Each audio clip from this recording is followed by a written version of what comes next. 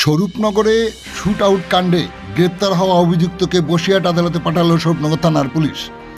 আপনারা দেখছেন সেই সময়ের বিশেষ মুহূর্তে ধারণকৃত ভিডিও চিত্র আজকে স্বরূপনগর পত্রিকার অনলাইনে। গত 5ই মার্চ স্বরূপনগর ব্লকের গোবিন্দপুর জিপির দত্তপাড়া বড়পোল সংলগ্ন এলাকায় রাজপথে সাত সকালে এক মোটর বাইক চালককে গুলি করে হত্যা করে পালায় দুষ্কৃতিকারীরা। ঘটনাস্থলে থেকে একটি মোটর বাইক সহ ওই মৃতদেহ উদ্ধার করে স্বরূপনগর থানার পুলিশ। ঘটনা তদন্ত শুরু করে। এলাকার সিসি ক্যামেরার ফুটেজ তল্লাশি করে গতকাল রাত্রে এক ব্যক্তিকে গ্রেপ্তার করে স্বরূপনগর থানার পুলিশ।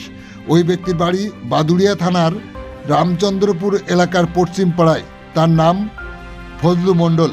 গ্রেপ্তার হওয়া ওই ব্যক্তিকে 7 দিনের পুলিশি হেফাজতের আবেদন করে আজ 6 মার্চ সকালে বসিরহাট মহকুমা আদালতে পাঠায় স্বরূপনগর থানার পুলিশ। আপনারা দেখছেন সেই সময়ের বিশেষ মুহূর্তে ধারণকৃত ভিডিও চিত্র আজকের স্বরূপনগর পত্রিকার অনলাইনে। আমাদের সাথে থাকুন, দেখতে থাকুন।